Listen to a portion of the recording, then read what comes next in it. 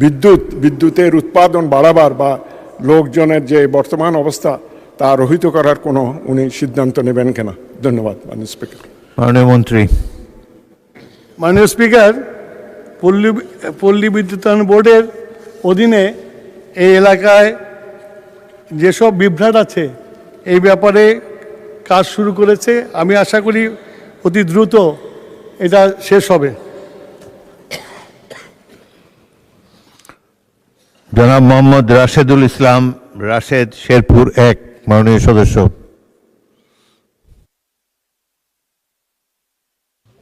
মাননীয় স্পিকার, আপনাকে ধন্যবাদ।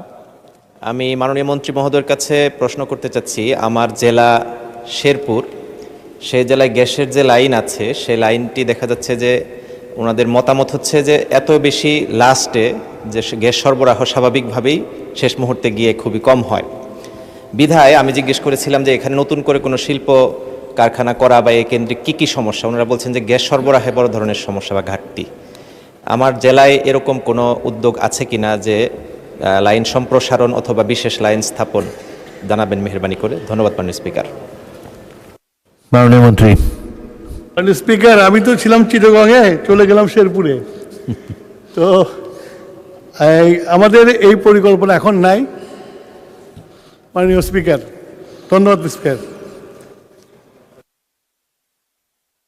পরবর্তী প্রশ্ন, তারকা চিহ্নিত প্রশ্ন 171, জনাব মোহাম্মদ আশরাফুদ্দিন, নরসিংদী 5, উত্থাপন করুন। বিসমিল্লাহির রহমানির রহিম। মাননীয় স্পিকার, আপনাকে ধন্যবাদ। আমার প্রশ্ন, শিল্পমন্ত্রী মহোদয় অনুগ্রহ করে বলবেন কি নরসিংদী জেলার রায়পুর উপজেলায় বিসিক শিল্প নগরী স্থাপনের পরিকল্পনা সরকারের আছে কি না?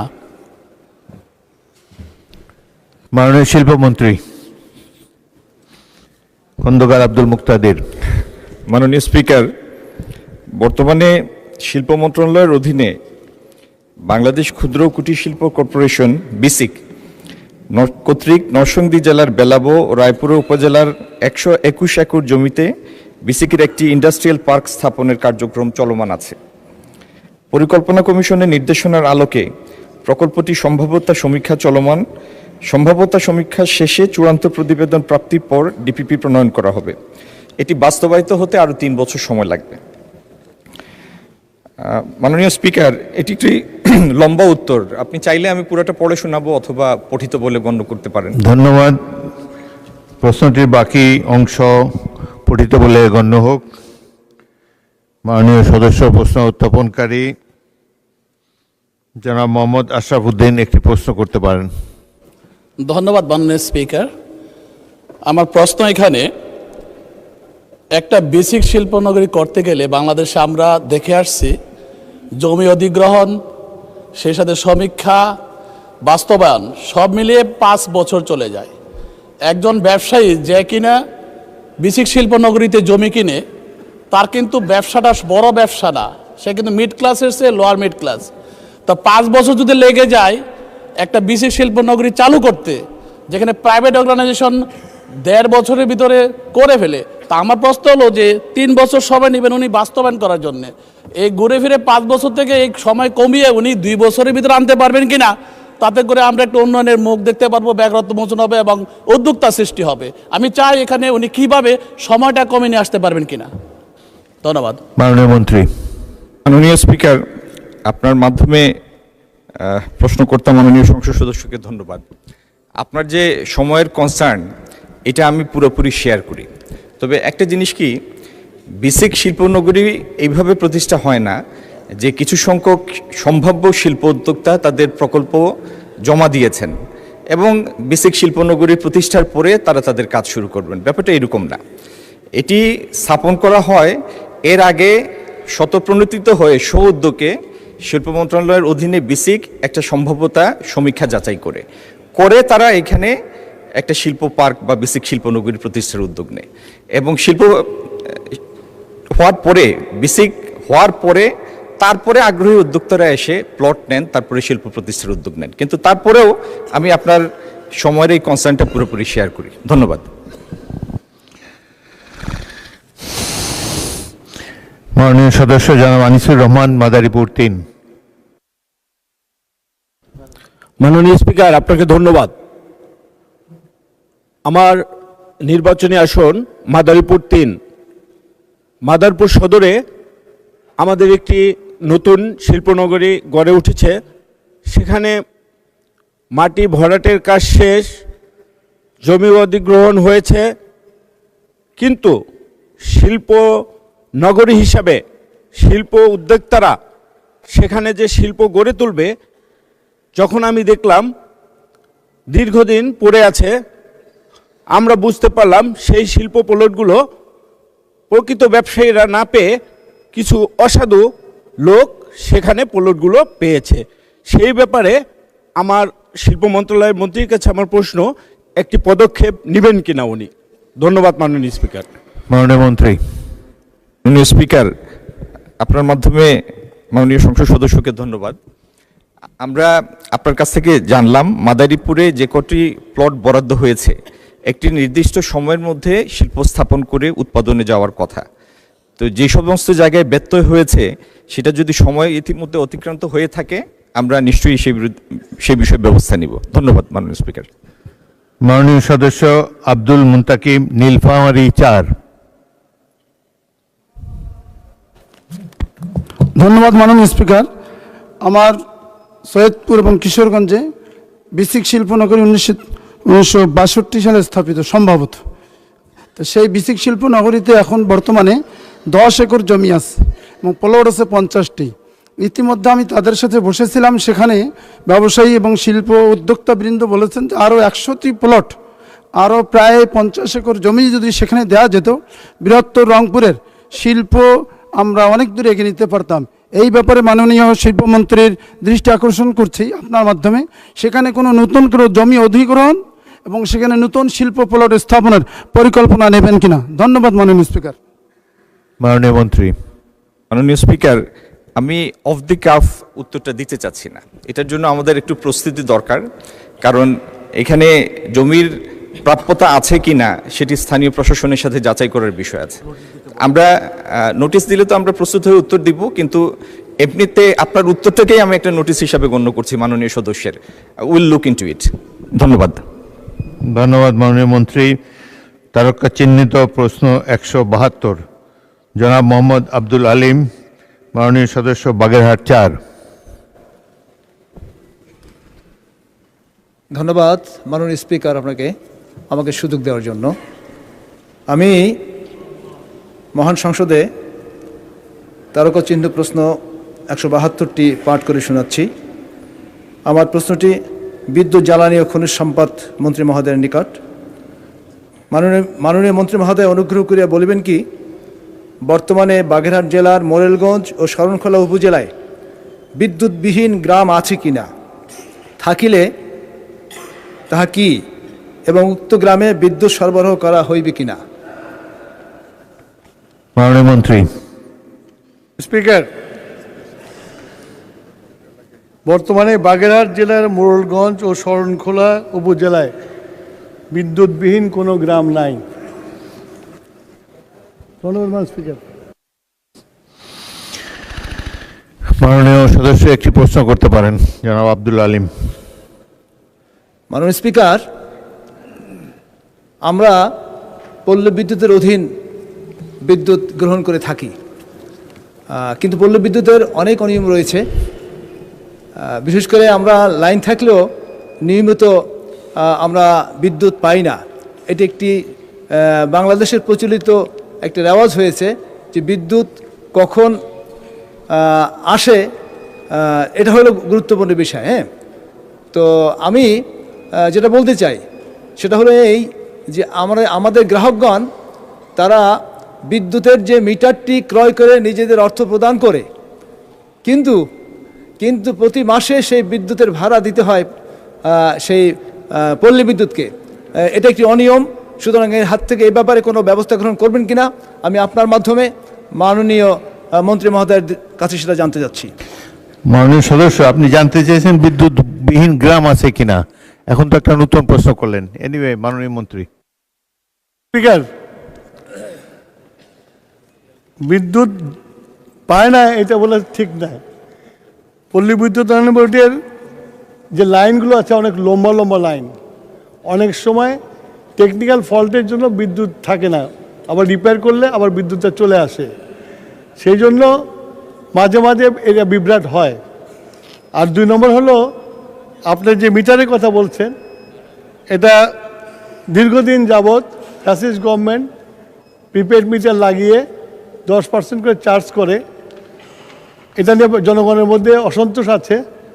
সেই জন্যই আমরা দায়িত্বভার গ্রহণ করার পরে এই মিটারগুলোর প্রোগ্রামগুলো চেক করছি, চেক করে যদি অসামঞ্জস্যপূর্ণ দেখি তাহলে আমরা এটা ঠিক করে দেব। ধন্যবাদ মাননীয় স্পিকার। মাননীয় সদস্য আতিকুর রহমান মুজাহিদ, কুড়িগ্রাম 2।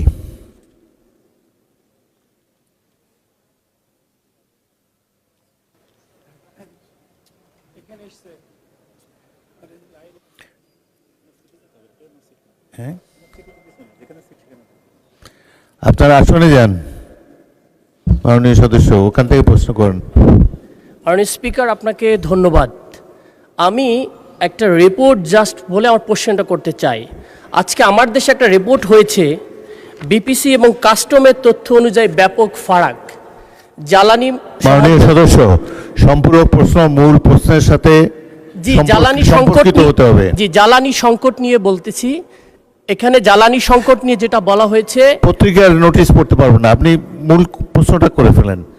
কোন এলাকায় জ্বালানি সংকট হয়েছে সেই সম্পর্কে মাননীয় মন্ত্রীর কাছ থেকে জেনে নিন, রিপোর্ট পড়ার দরকার নেই। আচ্ছা, যেটা হলো যে আমাদের ইস্টার্ন রিফাইনিংয়ে যে এখন সংকট দেখা দিয়েছে তেলের সংকটের অভাবে, যেটা তথ্য অনুযায়ী আগামী এই মে মাসের মধ্যেই আমাদের সব ফাঁকা হয়ে যাবে। সেক্ষেত্রে মন্ত্রী মহোদয় কি বলবেন যে কবে নাগাদ আমাদের যথেষ্ট পরিমাণ এই ক্রুড তেল আসবে, যেটা 65,000 ঘাটতি এবং রানিং, যেটা আমরা প্রতিদিন দেখতে পাচ্ছি 1,80,000 দরকার, সেখানে মাত্র 60 থেকে 65,000 আসতেছে, যেটা রাষ্ট্রের সারা দেশেরই তেল এবং সংকট দেখা দিচ্ছে। এক্ষেত্রে উনি কিভাবে অ্যাড্রেস করবেন এবং ওনার তথ্যটার সাথে বর্তমান রিপোর্টের কোনো মিল নাই এবং ইন্ডিপেন্ডেন্ট রিপোর্ট অনুযায়ী বাংলাদেশ সবার আগে তেল সংকটের দেশ হিসাবে পড়ব, সেই জিনিসটা উনি কিভাবে অ্যাড্রেস করবেন? মাননীয় মন্ত্রী। মাননীয় স্পিকার, ছিলাম বিদ্যুতে, এলাম তেলে। মাননীয় স্পিকার, আপনার আমাদের দেশে পত্রিকায় আপনি যদি মনে করেন এটি সম্পূরক প্রশ্ন নয়, আপনি উত্তর নাও দিতে পারেন। আমি সম্পূরক প্রশ্ন না, তারপর উত্তর দেবই। উনি ইয়াং ম্যান, আমি আশা করি উত্তরটা দেওয়া হচ্ছে, সেই জন্য আমি উত্তর দিচ্ছি। আমাদের রিফাইনারিতে তেল আছে এবং আমরা তেল ক্রুড কিনেছি, ক্রুড আসছে। ওনাকে মনে রাখতে হবে পৃথিবীতে একটা সমস্যা সৃষ্টি হয়েছে ইরান যুদ্ধকে কেন্দ্র করে, তারপরেও তারেক রহমানের নেতৃত্বে এই সরকার বিদেশ থেকে বিভিন্ন জায়গা থেকে তেল সংগ্রহ করে এনে আমরা তেল দিচ্ছি এবং রিফাইনারি তো আমরা পারচেস করেছি, এটা রাস্তায় আছে, এটা শেষ হওয়ার আগে চলে আসবে। মাননীয় স্পিকার, আপনাকে ধন্যবাদ। পরবর্তী প্রশ্ন, তারকা চিহ্নিত প্রশ্ন 173, দেওয়ান মোহাম্মদ সালাউদ্দিন, ঢাকা 19। আমি দেওয়ান মোহাম্মদ সালাউদ্দিন, 192, ঢাকা 19, তারকা চিহ্নিত প্রশ্ন 173 এই মহান জাতীয় সংসদে উত্থাপন করছি। মাননীয় স্পিকার, ব্যাপারটি গুরুত্বপূর্ণ দেখে আমি একটু পড়ে শোনাচ্ছি। বিদ্যুৎ, জ্বালানি ও খনিজ সম্পদ মন্ত্রী মহোদয় অনুগ্রহ করে বলিবেন কি আমার নির্বাচনী এলাকা ঢাকা 19 সাবা আশুলিয়াতে জনগণের ভোগান্তি লাঘবে নতুন গ্যাস সংযোগের কোনো পদক্ষেপ গ্রহণ করিবেন কিনা, হইলে তাহা কবে নাগাদ বাস্তবায়ন করা হইবে? মাননীয় স্পিকার, আপনাকে ধন্যবাদ। মাননীয় মন্ত্রী। মাননীয় স্পিকার, আবাসিক, বাণিজ্যিক, সিএনজি শ্রেণীতে নতুন গ্যাস সংযোগ প্রদানের কোনো বিষয়টি বর্তমানে স্থগিত রয়েছে, এটা বহুদিন যাবৎ এর স্থগিত আছে। শুধু শিল্প ক্যাপটিভ শ্রেণীর শর্তাধীন নতুন গ্যাস সংযোগ প্রদানের বিষয়টি চালু আছে। ধন্যবাদ মাননীয় স্পিকার। মাননীয় সদস্য দেওয়ান মোহাম্মদ সালাউদ্দিন একটি সম্পূরক প্রশ্ন করেন। মাননীয় মন্ত্রী মহোদয়, আমরা যতটুকু জানি যে 2014 সালে এটা রেস্ট্রিক্টেড করা হয়েছিল এবং 2022 সালে এটা কমপ্লিটলি বন্ধ আছে, এবং এখন যে 12 কেজি সিলিন্ডার গ্যাস যেটা বাজারে চালু আছে, এবং সাভার আশুলিয়া এলাকাতে যেগুলা বহুল ব্যবহৃত এবং বিকৃত হচ্ছে বেশ কিছু কোম্পানি বসুন্ধরা, ওমেরা, ইউনি, পেট্রোমাক্স, বেক্সিমকো, সিটি, সেনা, ফ্রেশ সরকার কর্তৃক নির্ধারিত এগুলো মূল্য হলো 12 কেজি 1341-1400 টাকার নিচে, কিন্তু এই প্রত্যেকটা বিক্রি হচ্ছে 2000-2200-2600 টাকা করে। তো এখন যদি এই সিন্ডিকেট এখনও তারা সক্রিয় থাকে, তাহলে আওয়ামী লীগের 17 বছরের সেই কথাই তো আমরা মনে করছি, সেরকমই ভাবছি। তো এইটা কি নিয়ন্ত্রণ করার কোনো পরিকল্পনা আছে কি না, এবং সরকারি নির্ধারিত রেটে জনগণের লাঘব কবে মুক্ত হবে এবং জনগণ কবে এই সুফল পাবে? মাননীয় মন্ত্রী মহোদয়, মাননীয় স্পিকার, আপনাকে ধন্যবাদ। মাননীয় মন্ত্রী। মাননীয় স্পিকার, এলপিজি সিলিন্ডারগুলো সম্পূর্ণভাবে ব্যক্তি খাতে। আমরা সরকার আসার পরে সরকার থেকে যেন আমরা এই সিলিন্ডার করতে পারি সেই জন্য পরিকল্পনা করছি। আশা করি অতি দ্রুত এই পরিকল্পনা বাস্তবায়িত হলে সরকারের পক্ষ থেকেও আপনার এই সিলিন্ডার বিক্রি করা হবে। মাননীয় স্পিকার, আপনাকে ধন্যবাদ। মাননীয় সদস্য রুমিন ফারহানা, ব্রাহ্মণবাড়িয়া 2। মাননীয় স্পিকার, আপনাকে ধন্যবাদ। মাননীয় স্পিকার, মাননীয় মন্ত্রীর ভাষ্য অনুযায়ী আমাদের বাড়ি ঘরে এখন আর কোনো গ্যাসের সংযোগ দেওয়া হবে না, বা যেই সংযোগগুলো আছে সেখানেও কিন্তু মাননীয় মন্ত্রী গ্যাস পাওয়া যায় না। কিন্তু আজকে আপনার কাছে আমার প্রশ্ন, ব্রাহ্মণবাড়িয়ার আশুগঞ্জে একটা সার কারখানা আছে মাননীয় স্পিকার, এবং সেই সার কারখানাটি জিয়া ফার্টিলাইজার কারখানা নামেই পরিচিত। সেখানে গ্যাসের অভাবে আমরা সার উৎপাদন করতে পারছি না। মাননীয় মন্ত্রীকে দয়া করে বলবেন যে এই সার কারখানায় উনি গ্যাস সংযোগ বা গ্যাস সাপ্লাই দিতে পারবেন, সংযোগ আছে, সাপ্লাই দিতে পারবেন কিনা? ধন্যবাদ। মাননীয় মন্ত্রী। মাননীয় স্পিকার, মাননীয় সদস্য যে প্রশ্ন করেছেন তাকে জানানোর জন্য বলছি, আমরা অতি দ্রুত এই সার কারখানায় গ্যাস লাইন স্থাপন করার চেষ্টা করব। ধন্যবাদ মাননীয় স্পিকার। পরবর্তী প্রশ্ন, তারকা চিহ্নিত প্রশ্ন 174, জনাব সরওয়ার জামাল নিজাম, চট্টগ্রাম 13। মাননীয় স্পিকার, আপনাকে অশেষ ধন্যবাদ। আমার তারকা চিহ্নিত প্রশ্ন 174 এই মহান সংসদে উত্থাপন করিলাম। মাননীয় স্পিকার, আপনাকে ধন্যবাদ। মাননীয় মন্ত্রী। মাননীয় স্পিকার, তারকা চিহ্নিত প্রশ্ন 174-এর উত্তর, দেশে বেকারত্ব দূর করার লক্ষ্যে শিল্প মন্ত্রণালয়ের নতুন শিল্প প্রতিষ্ঠার পরিকল্পনা আছে। এই মন্ত্রণালয়ের অধীনে Bangladesh chemical industries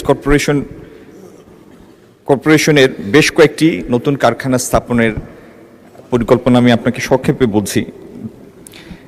urea formaldehyde 85, 15 একর জমির উপরে Ghorashal Palash fertiliser public limited কোম্পানির খালি জায়গায় ইউরিয়া ফর্মালডিহাইড কারখানা স্থাপনের নিমিত্তে detailed techno economic feasibility study সম্পাদন কার্যক্রম চলমান আছে। আর বার্ষিক 4 লক্ষ টন টিএসপি সার উৎপাদন ক্ষমতা সম্পন্ন টিএসপি কমপ্লেক্সের অভ্যন্তরে একটি নতুন কারখানার টেকনো ইকোনমিক ফিজিবিলিটি স্টাডির কার্যক্রম চলমান আছে। একইভাবে খুলনা নিউজপ্রিন্ট মিলস লিমিটেডের খুলনা নিউজপ্রিন্ট মিলস এবং খুলনা হার্ডবোর্ড মিলস লিমিটেড প্রাঙ্গণে একটি স্টার্চ ফ্যাক্টরি এবং এপিআই অ্যাক্টিভ ফার্মাসিউটিক্যালস ইনগ্রেডিয়েন্টস শীর্ষক প্রকল্পের উদ্যোগ গ্রহণ করা হয়েছে। এই প্রত্যেকটা প্রকল্পের সম্ভাব্যতা যাচাই কার্যক্রম চলমান আছে। মাননীয় স্পিকার, বাকি উত্তর যদি আপনি পঠিত বলে গণ্য করেন। উত্তরের বাকি অংশ পঠিত বলে গণ্য হোক।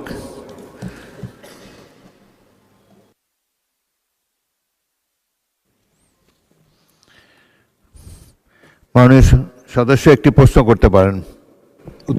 প্রশ্ন উত্থাপনকারী জনাব সরওয়ার জামাল নিজাম। বিসমিল্লাহির রহমানির রহিম। মাননীয় স্পিকার, আপনাকে ধন্যবাদ। মাননীয় স্পিকার, আমি বলেছি আমার নির্বাচনী এলাকা চট্টগ্রাম শহরের দক্ষিণে আনোয়ারা কর্ণফুলী অত্যন্ত শিল্প সমৃদ্ধি এলাকা। এখানে দেশনেত্রী বেগম খালেদা জিয়া সিএফএল স্থাপন করেছেন, কাফকো স্থাপন করেছেন, কেপিজেড স্থাপিত হয়েছে এবং চাইনিজ একটা ইপিজেড স্থাপিত হতে যাচ্ছে। আমি চেম্বারের সভাপতি থাকাকালীন দেশনেত্রী বেগম খালেদা জিয়া আমাকে ইরানে প্রতিনিধি নিয়ে যাওয়ার জন্য বলেছিলেন, সাথে দিয়েছিলেন জামালউদ্দিন সাহেব, আপনারা জানেন ডিপিএম ছিলেন তিনি, আমাদের প্রয়াত দেশনায়ক জনাব শহীদ প্রেসিডেন্ট জিয়া রহমানের সময়। উনি শুধু গিয়ে আমরা রাফসানজানি সাহেবের সাথে দেখা করেছি এবং রাফসানজানিকে আমি বাংলাদেশে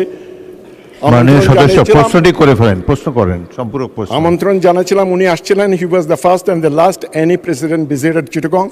ওনার সাথে একটা প্রোটোকল, আমরা 4টা প্রোটোকল সাইন করছিলাম ইন্ডাস্ট্রি স্থাপন করার জন্য, বিশেষ করে একটা প্লাস্টিক গ্রেনুয়েল ফ্যাক্টরি করার জন্য ম্যাডাম খালেদা জিয়া পাঠিয়েছেন, আমরা রিকোয়েস্ট করেছেন, এটা উনি সেটা প্রোটোকলে তিনি সাইন করে গেছেন।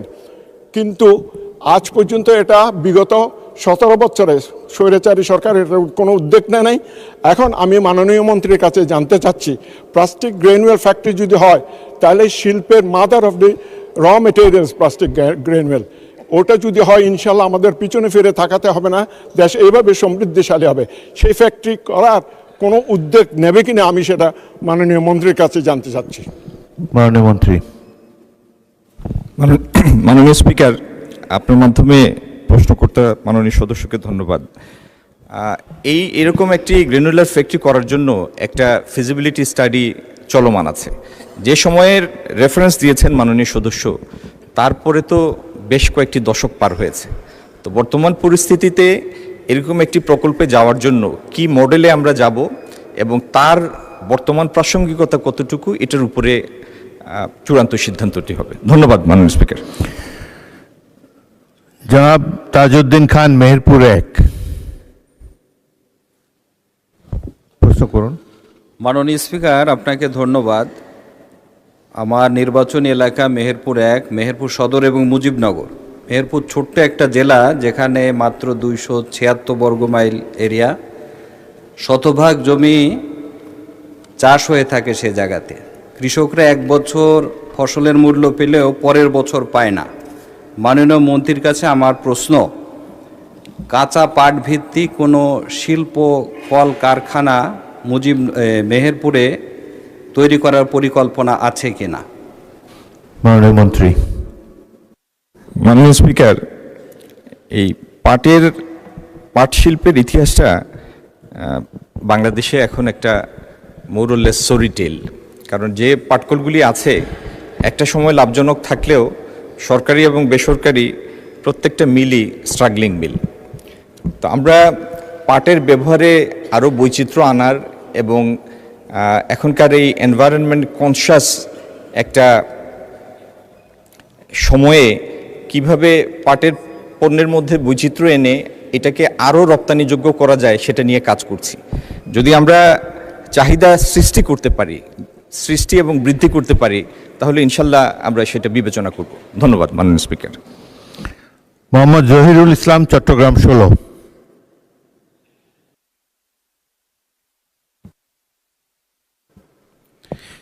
মাননীয় স্পিকার, আপনাকে ধন্যবাদ।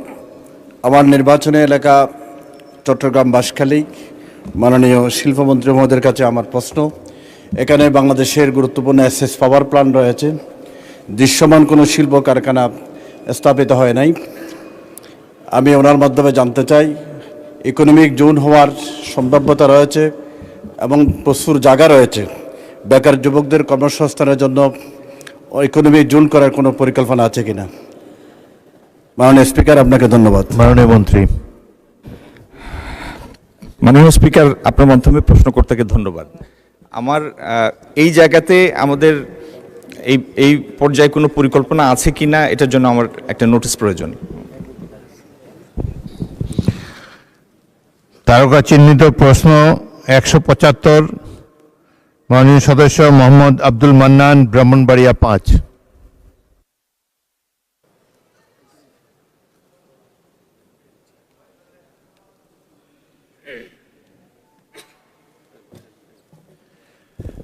অনুপস্থিত, প্রশ্নটি উত্থাপিত হলো না। কেউ উত্থাপন করতে চান?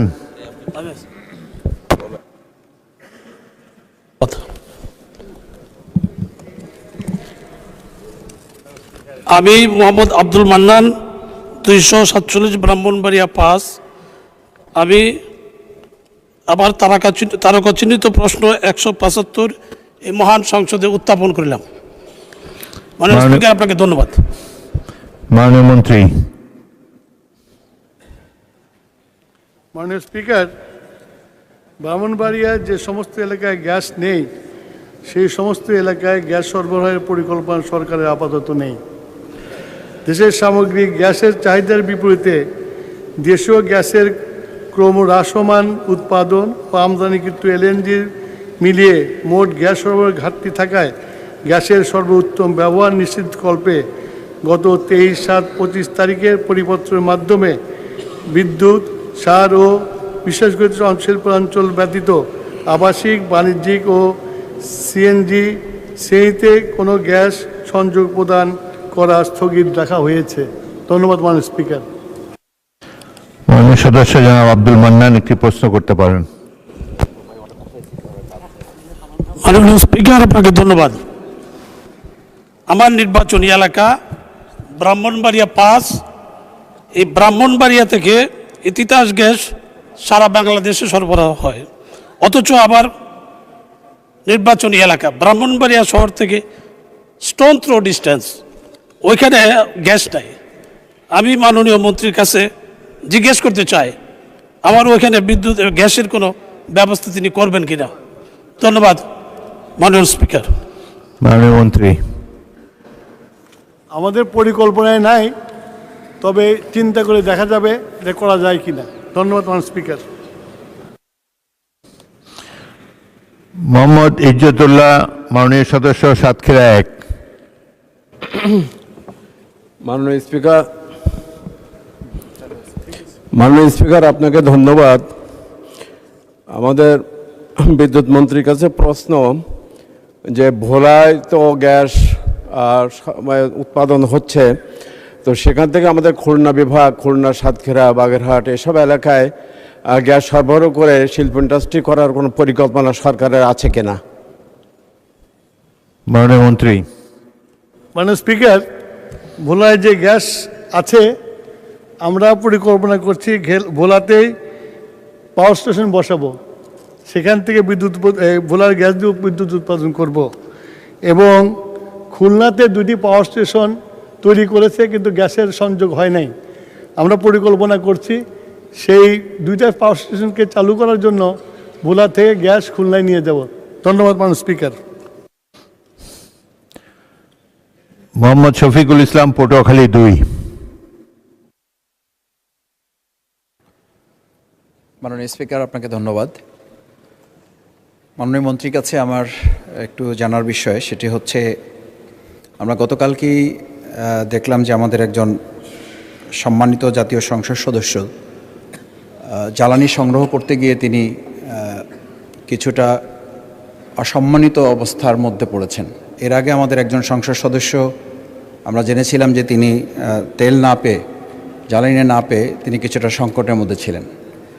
আমরা খুবই ছোটোখাটো জনপ্রতিনিধি, দিনে অন্তত 30 থেকে 40টা ফোন পাচ্ছি এলাকায়, যেহেতু আমাদের এলাকা বাউফল আমার এলাকা, সেখানে পেট্রোল পাম্প না থাকার কারণে ডিলার যারা বিক্রি করেন, সেই ডিলার যারা বিক্রি করেন তারাও কারসাজি করেন। এই কারসাজি যারা করেন তারা দোকানগুলো বন্ধ করে দিয়ে নিজেদের বাড়িতে বিক্রি করেন। সেখানে যখন ম্যাজিস্ট্রেট যান, বাড়িতে তারা কেউ থাকেন না।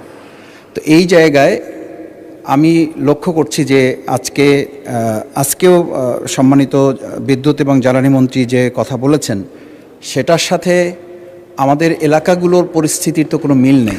প্রশ্ন করুন মাননীয় সদস্য, প্রশ্ন করুন। এই প্রশ্নটা হচ্ছে এই যে আজকে আমরা এটাও জানতে পেরেছি যে রাত 8টার মধ্যে বাণিজ্য কেন্দ্রগুলো বন্ধ করে দিতে বলা হচ্ছে। তো এই পরিস্থিতিতে আমার বিশেষ করে আমার বাউফল এলাকা পটুয়াখালী 2, এই এলাকায় যে জ্বালানির সংকটে একটা উত্তপ্ত পরিস্থিতি তৈরি হচ্ছে, এই পরিস্থিতি উত্তরণে মন্ত্রণালয়ের সম্মানিত মন্ত্রী কী ধরনের পদক্ষেপ গ্রহণ করছেন? মাননীয় মন্ত্রী। আমাদের যে মজুদ আছে এবং যে যে এলাকায় প্রতিদিন যতখানি তেল দেওয়ার কথা সেটা আমরা সাপ্লাই করছি। এখন ওনার বক্তব্যে উনি বললেন সেই ডিলার ইচ্ছা করে যে পালিয়ে যায়, সেটা ওখানকার যে আইন শৃঙ্খলা বাহিনী আছে তাদেরকে বললে সেই ডিলারকে ধরে এনে সেই তেলগুলো সরবরাহ করতে পারে। আর আজকে যে বৈশ্বিক যে অবস্থা, সারা পৃথিবীতে এইটা একটা বড় সমস্যা হয়ে গেছে। তারপরেও আমরা বাংলাদেশে এইটাকে সুষ্ঠুভাবে চালিয়ে নেওয়ার চেষ্টা করছি, কিন্তু মানুষের মধ্যে যদি প্যানিক বাইং সৃষ্টি হয় সেটা রোধ করা একটু কঠিন।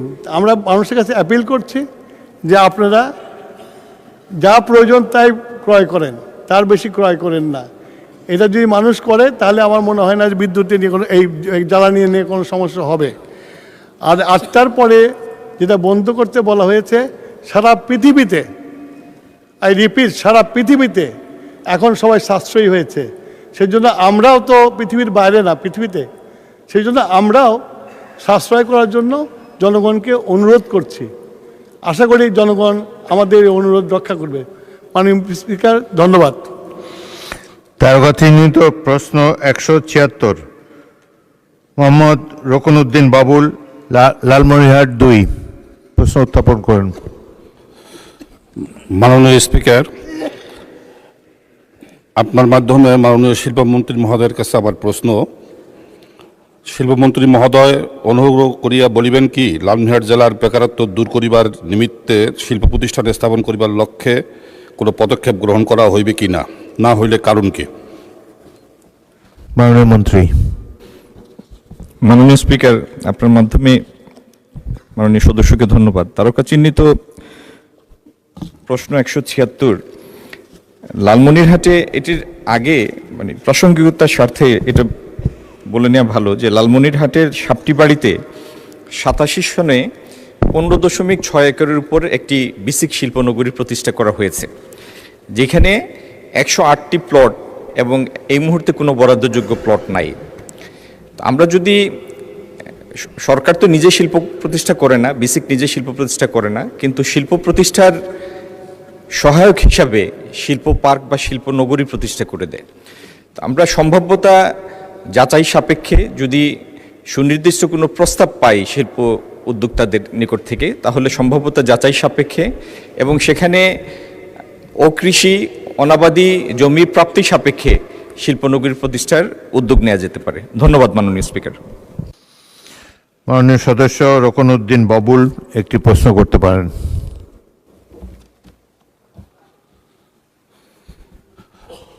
মাননীয় স্পিকার, আপনাকে ধন্যবাদ।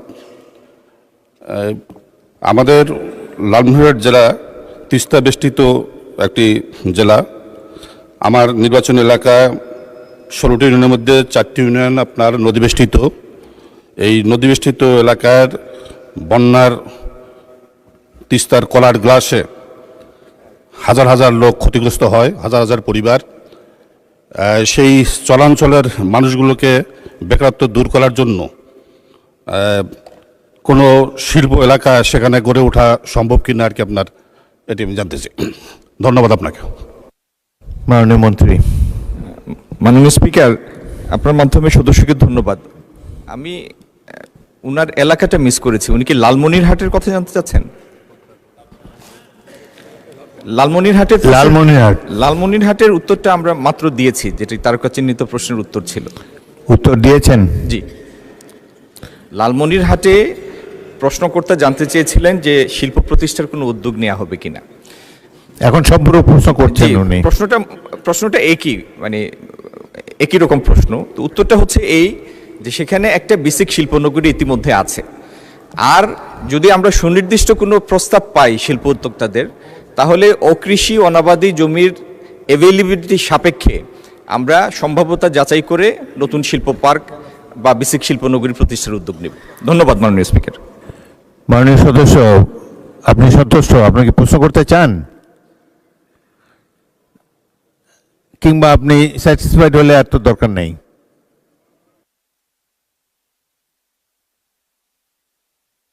আমার নির্বাচন এলাকা লালমনিরহাট 2, কালীগঞ্জ এবং আদিতমারি।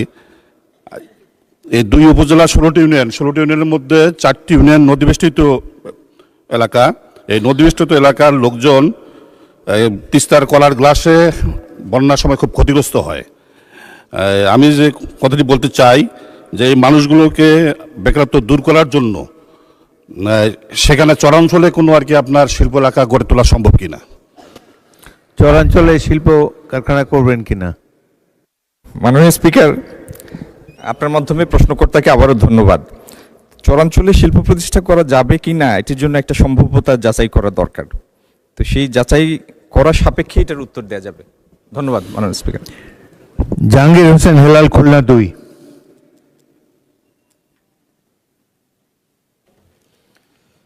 মাননীয় স্পিকার, আপনাকে ধন্যবাদ। আমি শেখ জাহাঙ্গীর হোসেন হেলাল, সংসদীয় আসন 100, খুলনা 2। যেহেতু আজকে এই প্রথম কথা বলার সুযোগ পেলাম আপনার মাধ্যমে, মাননীয় স্পিকার, আমার নির্বাচনী এলাকার সকল ভোটারকে ধন্যবাদ জানাই, কৃতজ্ঞতা জ্ঞাপন করি। মাননীয় স্পিকার, আমার নির্বাচনী এলাকা খুলনা হচ্ছে শিল্প নগরী নামে খ্যাত। বিগত সরকারের আমলে প্রায় সকল শিল্প প্রতিষ্ঠান বন্ধ হয়ে যাওয়ার কারণে মৃত নগরীতে পরিণত হয়েছে। ইতিমধ্যে আজকে মাননীয় শিল্পমন্ত্রী 3টি শিল্প প্রতিষ্ঠানের কথা, অনেক শিল্প প্রতিষ্ঠানের মধ্যে 3টি শিল্প প্রতিষ্ঠান পুনরায় চালুর উদ্যোগ নিয়েছেন। শিল্প প্রতিষ্ঠানগুলো বন্ধ হয়ে যাওয়ার কারণে ব্যাপক বেকারত্বের মধ্যে খুলনা নগরী, যে কারণে আমার প্রশ্ন হচ্ছে সেখানে এই বন্ধ শিল্প কলকারখানা যেগুলো আছে সেখানে তার মধ্যে অন্যতম হচ্ছে ঢাকা ম্যাচ ফ্যাক্টরি কোম্পানি। এটা প্রায় 25 বছর ধরে বন্ধ হয়ে ওই জায়গাটা পড়ে আছে। প্রশ্নটা হচ্ছে যে ওই প্রতিষ্ঠানটি পুনরায় ম্যাচ ফ্যাক্টরি বা অন্য কোনো শিল্প প্রতিষ্ঠান গড়ে তোলার জন্য কোনো কার্যকরী ভূমিকা মাননীয় মন্ত্রী মহোদয় নেবেন কিনা? আপনাকে ধন্যবাদ। মূল প্রশ্ন লালমনিরহাটের। মাননীয় মন্ত্রী, আপনি ইচ্ছা করলে জবাব দিতে পারেন। মাননীয় স্পিকার, আপনার মাধ্যমে প্রশ্নকর্তাকে ধন্যবাদ। মুশকিল হচ্ছে আমাদের বন্ধ শিল্পের সংখ্যা অনেক, এবং এই সমুদয় শিল্পের এমপ্লয়েবল নাম্বার যদি আমরা যোগ করি যে এখানে কি পরিমাণ লোকজনকে এমপ্লয় করা যেত, এবং এটার মূল্য যদি হিসাব করি, সম্পত্তির মূল্য, তো এটি লাখ কোটি টাকা ছাড়িয়ে অনেক দূর যাবে। তো এরকম একটি না, বহু শিল্প বন্ধ আছে এবং বিভিন্ন কারণে বন্ধ আছে। আমাদের এই সরকারের একটা প্রধান অগ্রাধিকার হচ্ছে এই বন্ধ শিল্প যেগুলি সম্ভাব্যতা হারিয়ে ফেলেছে সেই জায়গায় পিপিপি মডেলে বা অন্য কোনো মডেলে নতুন বিনিয়োগের মাধ্যমে শিল্প উৎপাদন করা, শিল্প স্থাপন করা, যাতে আমরা নতুন করে এমপ্লয়মেন্ট ক্রিয়েট করতে পারি, ন্যাশনাল রিসোর্স ক্রিয়েট করতে পারি। তো আমি মাননীয় সদস্যকে আশ্বস্ত করতে চাই এই ব্যাপারে আমরা অত্যন্ত যত্নবান এবং এটা one of our top priorities. ধন্যবাদ মাননীয় স্পিকার। তারকা চিহ্নিত প্রশ্ন 177, মোহাম্মদ শামীম কায়সার, গাইবান্ধা 4। মাননীয় স্পিকার, আপনাকে ধন্যবাদ। মাননীয় স্পিকার, আমি আজকে কার্যপ্রণালী বিধির মধ্যে সিদ্ধান্ত প্রস্তাবে এই সংক্রান্ত আলোচনা আছে। আমি একবার ভাবছিলাম যে এটা উত্থাপন করার বিষয়টা, তবে সম্পূরক প্রশ্নের লোকটা সামলাতে পারিনি। আলহামদুলিল্লাহ, আল্লাহ তকদিরে রেখেছেন। মাননীয় স্পিকার, 177 নং প্রশ্ন, বিষয়টা এমন হয়েছে পড়েছ মোগলের হাতে খানা খেতে হবে সাথে, তবে ভালো হয়েছে মাননীয় স্পিকার। আমি 177 নং প্রশ্ন, তারকাচিহ্নের প্রশ্ন, মাননীয় শিল্পমন্ত্রী মহোদয় অনুগ্রহ করিয়া বলিবেন কি বর্তমানে বন্ধকিত রংপুর সুগার মিলস লিমিটেড পুনরায় চালু করিবার কোনো পরিকল্পনা আছে কিনা, থাকিলে তাহা কবে নাগাদ বাস্তবায়ন হইবে? ধন্যবাদ মাননীয় স্পিকার। মাননীয় মন্ত্রী। মাননীয় স্পিকার, আপনাকে ধন্যবাদ। আপনার মাধ্যমে সদস্যকেও ধন্যবাদ। তারকা চিহ্নিত প্রশ্ন 177-এর উত্তর হচ্ছে যে রংপুর সুগার মিলস পুনরায় চালুর পরিকল্পনা আছে, কিন্তু এটি অর্জন করাটা অনেক কঠিন। লোকসান ও রক্ষণাবেক্ষণ ব্যয় হ্রাসের লক্ষ্যে 2020-21 সনে আমাদের 15টা চিনিকলের মধ্যে, বাংলাদেশে স্থাপিত 15টা চিনিকলের মধ্যে 6টা বন্ধ করে দেয়া হয়, এবং সেটার মূল কারণটা ছিল আখের অভাব। তো আখের অভাবের কারণে এখানে উৎপাদন ব্যয় অগ্রহণযোগ্য মাত্রায় বেড়ে গিয়েছে। আমাদের যে চালু মিলগুলি আছে সেখানে উৎপাদন ব্যয় পড়ে প্রায় 260 টাকার মতো প্রতি কেজি। তো তারপরেও যদি আখ প্রাপ্তি নিশ্চিত করা যায়, আখ প্রাপ্তি সাপেক্ষে আমরা এই মিলগুলি চালু করতে চাই। ধন্যবাদ মাননীয় স্পিকার। মাননীয় সদস্য মোহাম্মদ শামীম কায়সার, একটি সম্পূরক প্রশ্ন করুন। মাননীয় স্পিকার, আপনাকে ধন্যবাদ। আজকের সিদ্ধান্ত প্রস্তাবে তো আসবে এটা, এখানে যে সংশোধনী মাননীয় 10 জন সংসদ সদস্য এটাকে সংশোধনী দিয়েছেন, এটা অত্যন্ত আশাব্যঞ্জক। সে কারণে ওখানেই সে আলাপগুলো হবে ইনশাল্লাহ। আমি আপাতত এতটুকু বলবো মাননীয় স্পিকার, দেখুন এর আগেও আমারই হাত দিয়ে আল্লাহ সহজ করেছেন দেশনীতি বেগম খালেদা জিয়া, তিনি আমার নির্বাচনী প্রতিশ্রুতি অনুযায়ী 2006 সালে এই মিলটি একবার পুনরায় চালু করেছিলেন মাননীয় স্পিকার। পরবর্তীতে ফ্যাসিস্ট আমলে জি মাননীয় স্পিকার, ওই প্রশ্নটাই জাস্ট 2 সেকেন্ড মাননীয় স্পিকার। তো ঘটনা হয়েছে কি, ফ্যাসিস্ট আমলে তারা এটা আবার লস করে বন্ধ করেছে। তো আমি মাননীয় মন্ত্রী মহোদয়কে এটা অনুরোধ করব যে এরকম কি সুযোগ আছে যে আমাদেরকে একটু অ্যাকাউন্টেবল করুন। আমরা যেরকম উপজেলা প্রশাসনের ওখানে আমরা মুখ্য উপদেষ্টা আছি, তো এই ধরনের মিলগুলো আমরা চালু করব আর ভিতরের ব্যুরোক্রেসি বা অন্যান্য কোনো সমস্যার কারণে এটা বারবার বন্ধ হবে, এটা তো হয় না। যেমন ওই অ্যামেজিং স্পাইডারম্যানের পিটার পার্কার বলছে, with great power comes great responsibility. তো আমরা বলতে চাই, আমরা এটা পাওয়ার মনে করি না, আমরা এটা দায়িত্ব মনে করি। With great responsibility comes great accountability. তো আমাদেরকেও এই মিলগুলো চালু হওয়ার পরে আমরা যে বারবার কষ্ট করে সরকার চালু করছে, এখানে কি আমাদেরকেও যারা জনপ্রতিনিধি আছি তাদেরকে এটা তদারকির জন্য যাতে এটা আবারও লস না করে সে ব্যাপারে আমরা কোনো ভূমিকা রাখতে পারিনি, সেখানে সম্পৃক্ত করা যায় কিনা। ধন্যবাদ মাননীয় স্পিকার। মাননীয় মন্ত্রী। মাননীয় স্পিকার, আপনার মাধ্যমে প্রশ্নকর্তা সদস্যকে ধন্যবাদ। আপনার এই যে বন্ধ মিলটি চালু করার আকুতি এবং এটাকে লোকসান থেকে বের করার আকুতি, এই জন্য আপনাকে অনেক অনেক ধন্যবাদ। কিন্তু মুশকিল হচ্ছে আমাদের সুগার মিলগুলি অনেকগুলি কারণে লোকসানে পড়েছে। একটা হলো, একটা মিল এটা যদি ব্রেক ইভেনে রেখে চালাতে হয় তাহলে যে পরিমাণ কাঁচামাল দরকার, আখ দরকার, সেই পরিমাণ আখের অ্যাভেলেবিলিটি নাই এখন বাংলাদেশে। দ্বিতীয়ত, এই মিলগুলি এক একটা প্রতিষ্ঠা হয়েছে মিড 50s-এ, যে কারণে মিলের বয়স এক একটার 70-75 বছর এবং মিলের যন্ত্রপাতিগুলির ইকোনমিক লাইফ অনেক আগেই অতিক্রান্ত হয়েছে। আমি আরেকটা জিনিস বলি, মাননীয় সদস্যের ইগারনেস দেখে আমি এটা অ্যাপ্রিসিয়েট করছি। আমাদের এইখানে আখের এক্সট্রাকশন রেট হচ্ছে 5.5%, 5.5%। গ্লোবাল স্ট্যান্ডার্ড হচ্ছে যেখান থেকে ব্রাজিল থেকে চিনি আসে, সেখানে এক্সট্রাকশন রেট হচ্ছে 10%। এই জন্য বিভিন্ন কারণে এই মিলগুলি আবার লাভজনক মিলে পরিণত করা খুব একটা দুরূহ একটা ব্যাপার। এগুলি নিয়ে আমরা কাজ করছি এবং আপনার কনসার্নের জন্য অসংখ্য ধন্যবাদ। ধন্যবাদ মাননীয় স্পিকার। মাননীয় সদস্য মোহাম্মদ নুরুল ইসলাম, চাঁপাইনবাবগঞ্জ 3।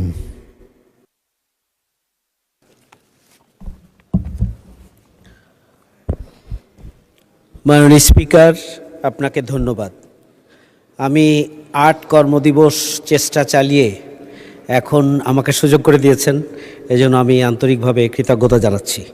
আমি এই সুযোগে কৃতজ্ঞতা জানাচ্ছি আমের রাজধানী চাঁপাইনবাবগঞ্জের সর্বস্তরের মানুষকে, যারা বিপুল ভোটের ব্যবধানে আমাকে বিজয়ী করে এই মহান সংসদে আসার সুযোগ করে দিয়েছেন।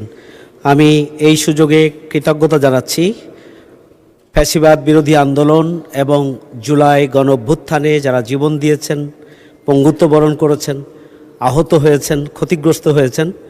আল্লাহ রাব্বুল আলামিন যেন তাদের মর্যাদা দুনিয়া এবং আখিরাতে দান করেন, আমি তাদেরকে কৃতজ্ঞতার সাথে মর্যাদার সাথে স্মরণ করছি। মাননীয় স্পিকার, আমের রাজধানী চাঁপাইনবাবগঞ্জ 55 বছরে এখন পর্যন্ত চাঁপাইনবাবগঞ্জে কোনো ম্যাঙ্গো ইন্ডাস্ট্রি গড়ে ওঠে নাই। পাশাপাশি চাঁপাইনবাবগঞ্জ একটি উর্বর এলাকা, কৃষিভিত্তিক ইপিজেড গঠনেরও কোনো উদ্যোগ এখানে নেই। আমি প্রশ্ন করতে চাই যে সরকারি উদ্যোগ অথবা পিপিপি মডেল অথবা অন্য যে কোনো মডেলে চাঁপাইনবাবগঞ্জের এই আমকে ব্যাপকভাবে কাজে লাগিয়ে দেশের অর্থনীতিকে গতিশীল করার জন্য ম্যাঙ্গো ভিত্তিক ইন্ডাস্ট্রি গড়ে তোলার কোনো পদক্ষেপ নেবেন কিনা, পাশাপাশি কৃষিভিত্তিক ইপিজেড গঠনের কোনো উদ্যোগ মাননীয় মন্ত্রী নেবেন কিনা? মাননীয় স্পিকার, আপনাকে ধন্যবাদ। মাননীয় মন্ত্রী। মাননীয় স্পিকার, প্রশ্নটা ভালো, আইডিয়াটাও ভালো, এটার একটা সম্ভাব্যতা যাচাই করা যেতে পারে। ধন্যবাদ মাননীয় স্পিকার। মাননীয় সদস্যবৃন্দ, প্রশ্ন উত্তর কাল শেষ হলো।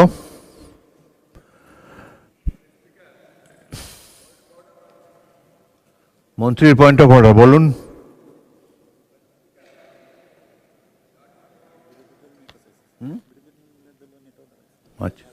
মাননীয় স্পিকার, আমি কার্যপ্রণালী বৃদ্ধির 163। বিরোধী দলের নেতা বসুন, ওনার পরে আপনাকে দেব। জি, আমি আপনার দৃষ্টি আকর্ষণ করছি, একটি সম্পূরক প্রস্তাব করতে গিয়ে মাননীয় সংসদ সদস্য হাসনাত আব্দুল্লাহ, মাননীয় মন্ত্রী জ্বালানি, খনিজ এবং বিদ্যুৎ মন্ত্রী, ওনার দৃষ্টি আকর্ষণ করে বলেছেন যে মন্ত্রীরা প্রশ্ন উত্তর দিতে গিয়ে পাশ কাটিয়ে যাচ্ছেন। মাননীয় স্পিকার, আমার অধিকার ক্ষুণ্ণ হয়েছে, আমি এই বক্তব্যটি মহান সংসদে উত্থাপন করছি। ওনার যে প্রশ্নটি ছিল মন্ত্রী বরাবর মন্ত্রী উত্তর দিবেন, কিন্তু উনি বলেছেন মন্ত্রীরা পাশ কাটিয়ে যাচ্ছেন। সুতরাং এই বক্তব্যটি নিয়ে এক্সপান্স করবেন আমি আপনার দৃষ্টি আকর্ষণ করছি মাননীয় স্পিকার। মাননীয় মন্ত্রী, তিনি যদি ইন জেনারেল মন্ত্রীদের সম্পর্কে বলে থাকেন তাহলে মন্ত্রীরা রাটা বাদ যাবে, আর যদি পার্টিকুলার মন্ত্রী সম্পর্কে বলে থাকেন সেটা থাকবে। Thank you. মাননীয় বিরোধী দলের নেতা। ধন্যবাদ মাননীয় স্পিকার। আমি দাঁড়ালেই ভালোবাসার কিছু কথা বলতে হয়। মাননীয় সদস্য এবং স্বরাষ্ট্রমন্ত্রী আমরা কালকে চলে যাওয়ার পরে আমাকে ভালোবেসে একটা কথা বলেছেন। তিনি বলেছেন যে আমি একটি অসত্য কথা এখানে বলে গেছি। আমি এটা জানতে পারলাম। তো আসলে আল্লাহ তাআলা তাকে অপূর্ব দক্ষতা দিয়েছেন। জাস্ট বোতলটা পরিবর্তন করে মেটেরিয়ালসটা ঠিক রেখে তিনি সত্যকে মিথ্যা হিসাবে এবং মিথ্যাকে সত্য হিসাবে চমৎকারভাবে পরিবেশন করতে পারেন। এই জন্য শুধু তাকে ধন্যবাদ জানানোর জন্য আমি এখানে দাঁড়িয়েছি মাননীয় স্পিকার। ধন্যবাদ, অসংখ্য ধন্যবাদ। মাননীয় বিরোধী দলের নেতা, আপনি পয়েন্ট অফ অর্ডারে নিশ্চয়ই এই বক্তব্য রেখেছেন। পয়েন্ট অফ অর্ডার চলমান বিষয়ের উপরে, এটা তো গতকালকের বিষয়, গতকালকেই শেষ হয়ে গিয়েছে, সুতরাং এটা এখন আর নতুন করে তোলার কোনো প্রয়োজন নেই। মাননীয় মন্ত্রী, উত্তর দেওয়ার প্রয়োজন নাই। উনি যদি হাউসে থেকে বলতেন তাহলে নিশ্চয়ই আপনাকে রাইট অফ রিপ্লাই দিতাম। আপনি তারপর কিছু বলতে চান?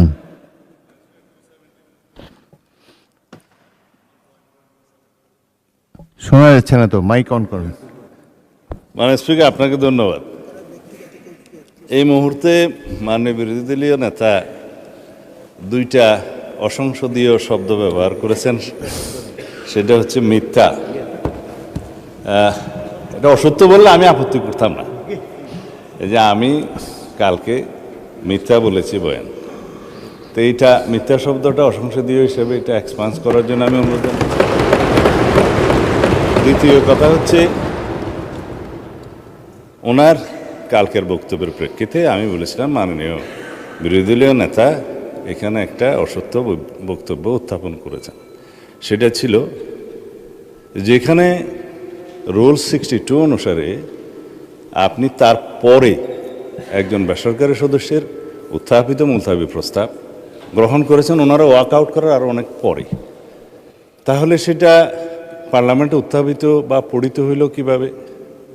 সুতরাং আমি বলেছি সেই বক্তব্যটা অসত্য। ধন্যবাদ মাননীয় স্পিকার। মাননীয় সদস্যবৃন্দ, এখন মাননীয় বিরোধী দলের নেতা এটা নিয়ে আরও বলবেন, বলেন। বিভ্রান্তিটা এখানে মাননীয় স্পিকার, একই বিষয়ে একই প্রস্তাব একজন স্বতন্ত্র সংসদ সদস্য এনেছিলেন। সেই প্রস্তাবটি ভিন্ন নামে গতকাল এসেছে, শুধু নাম বদল হয়েছে, প্রস্তাব ঠিক আছে। আমি তো আগেরটা জানতাম বলেই বলেছি, এখানে আমি কোনো ভুল তথ্য দেইনি। ধন্যবাদ মাননীয় স্পিকার। মাননীয় সদস্যবৃন্দ, আজ কার্যপ্রণালী বিধির 71 বিধিতে জরুরি জনগুরুত্বপূর্ণ বিষয় সম্পর্কে 66টি মনোযোগ আকর্ষণের নোটিশ পাওয়া গিয়েছে।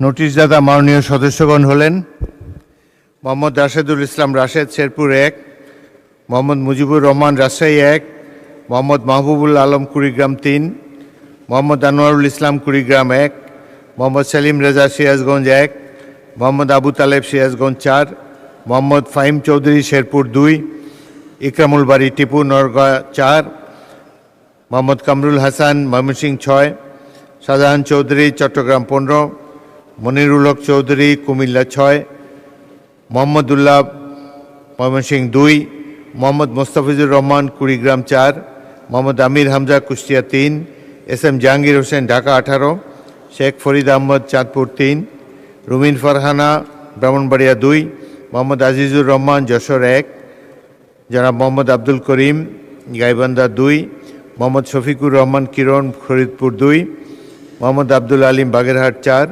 মোহাম্মদ জাহিদুর রহমান, ঠাকুরগাঁ 3, মোহাম্মদ আব্দুল মালিক, সিলেট 3, মোহাম্মদ শামসুর রহমান, শিমুল বিশ্বাস, পাবনা 5, জনাব আতিকুর রহমান মুজাহিদ, কুড়িগ্রাম 2, ডাক্তার মোহাম্মদ মাহবুবুর রহমান, ময়মনসিংহ 7, মোহাম্মদ আব্দুল গফুর, কুষ্টিয়া 2, মোহাম্মদ মাহবুবুর রহমান, রংপুর 3, মাসুদ সাইদি, পিরোজপুর 1, মোহাম্মদ আব্দুল মান্নান, ব্রাহ্মণবাড়িয়া 5, মোহাম্মদ শহীদুল ইসলাম, ফরিদপুর 4, শেখ মুজিবুর রহমান ইকবাল, কিশোরগঞ্জ 5, কাজী রফিকুল ইসলাম, বগুড়া 1, ফখরুদ্দিন আহমদ, ময়মনসিংহ 11, মোহাম্মদ সেলিম ভুঁইয়া, কুমিল্লা 2, মোহাম্মদ আবুল কালাম আজাদ, খুলনা 6, খায়রুল কবির খোকন, নরসিংদী 1, মোহাম্মদ আবদুল্লাহ, মুন্সিগঞ্জ 1, এস.আই. জিন্না কবির, মানিকগঞ্জ 1, মোহাম্মদ এনামুল হক, নওগাঁ 2, এ.এম. মাহবুবউদ্দিন, নোয়াখালী 1,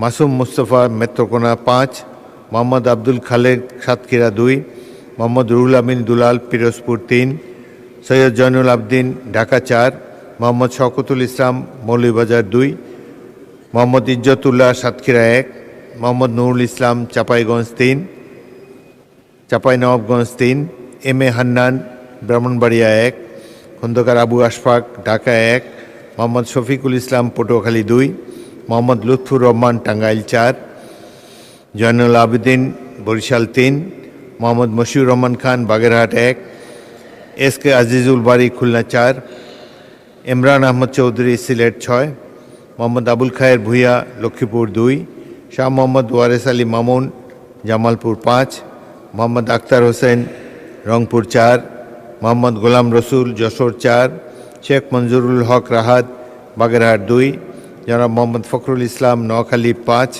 মোহাম্মদ মতিউর রহমান, ঝিনাইদহ 3,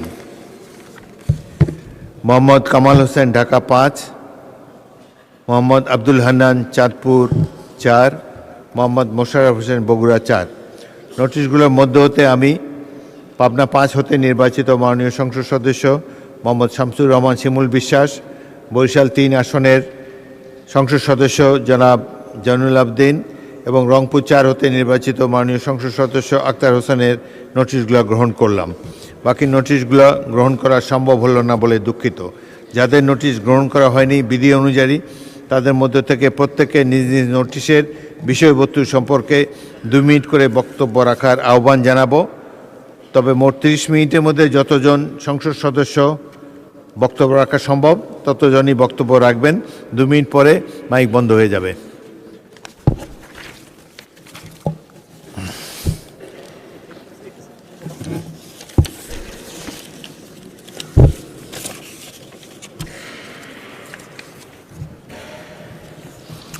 প্রথম বক্তা জনাব মোহাম্মদ রাশেদুল ইসলাম রাশেদ, শেরপুর 1।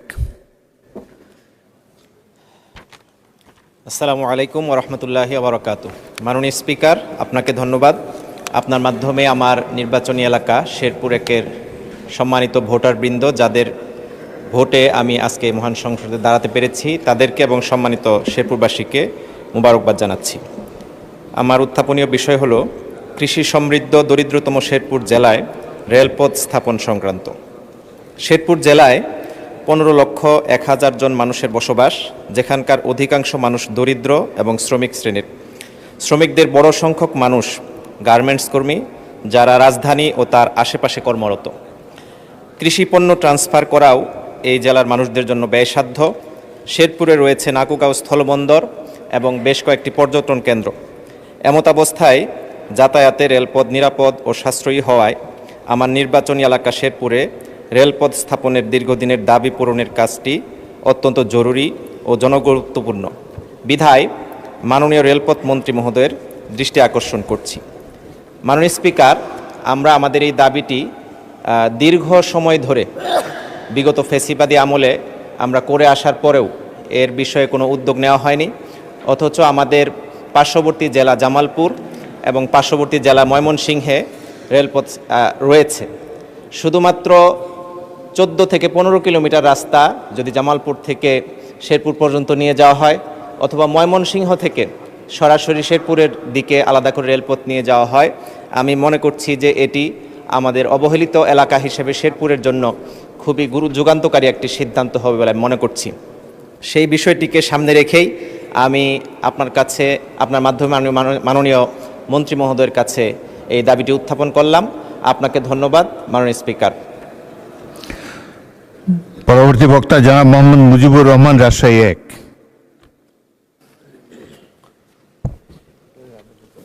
ধন্যবাদ মাননীয় স্পিকার। আজকে বাংলাদেশের সকল জায়গায় মদ পান একটা বিষাক্ত অবস্থা সৃষ্টি করেছে। আল্লাহ তাআলা মদ পানকে হারাম করেছেন। মদ্যপ ব্যক্তি, পরিবার, সমাজ, রাষ্ট্র, জনগণের জন্য ক্ষতিকর। এই মদ পান থেকে তাদেরকে ফিরাতে হবে, কারণ হচ্ছে লিভারের ক্ষতি করে এই মদ। সবশেষে লিভার সিরোসিস হয়ে সে ধ্বংস হয়ে যায়।